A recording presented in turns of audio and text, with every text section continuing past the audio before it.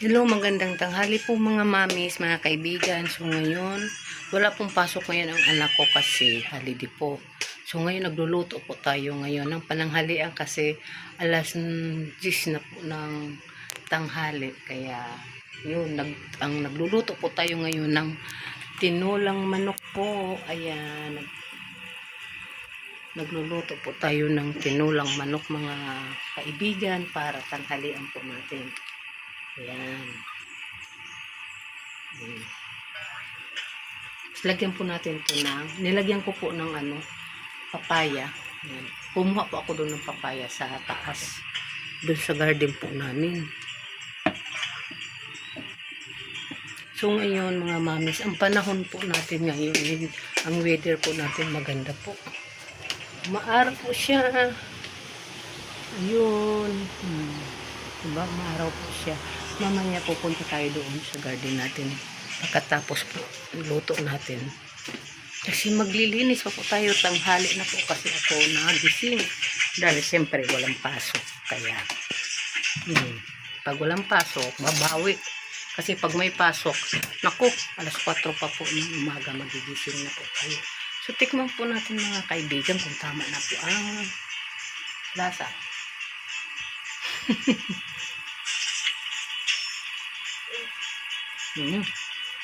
Sarap.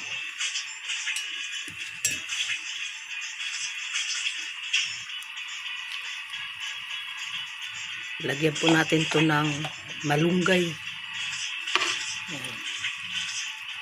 Luto na siguro tong papaya.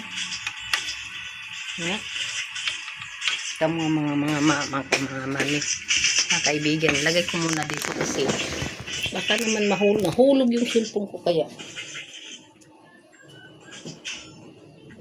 Pag ganyan nahulog, kunting basag lang yan. Basag na nga po. Basag na nga, kunti nga. Balut ko.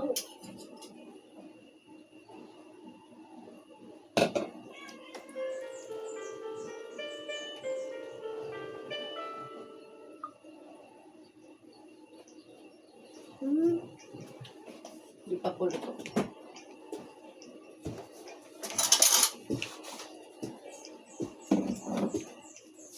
Yan o.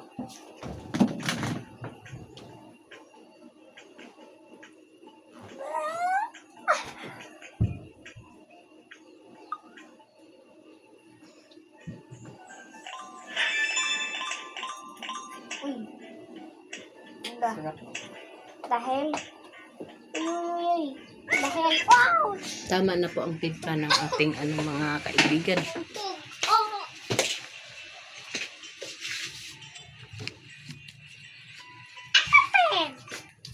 Yes.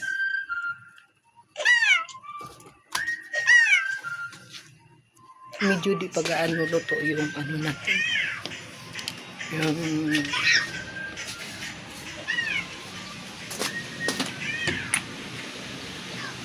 Parang umambon. Paluto gaano yung gulay ko natin. Yan, ang ganda ng panahon. Maaraw ko siya.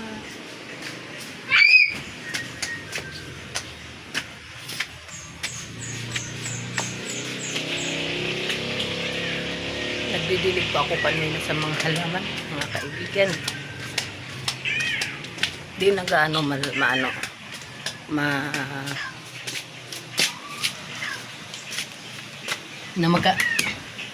pero hindi na masakit po. So mga mami, luto na po yung natin. Lagyan na po natin ng malunggay. Ayan. Ilagay na po natin tong malunggay mga kaibigan. Ayan. Lagyan na po natin ng malunggay. Ang tinulang manok natin po mga kaibigan. Ayan. Itong hinalo kong gulay na papaya. Doon po natin to kinuha sa garden po natin mga mamis, mga kaibigan. Tapos itong mga tanglad na hinalo po natin at saka sibuyas, luya. Doon na din po natin kinuha sa ating garden mga kaibigan, mga mami. Tapos itong gulay na malunggay, Doon po natin kinuha to sa garden natin mga kaibigan. Oh, hindi na po tayo bumili ng mga Ricardo.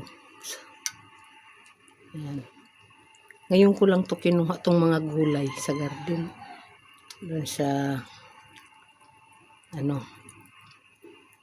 bagong pitas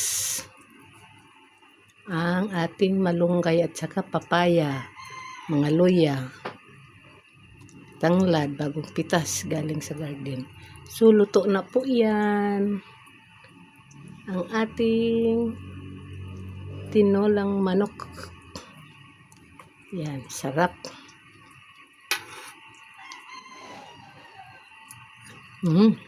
Tama.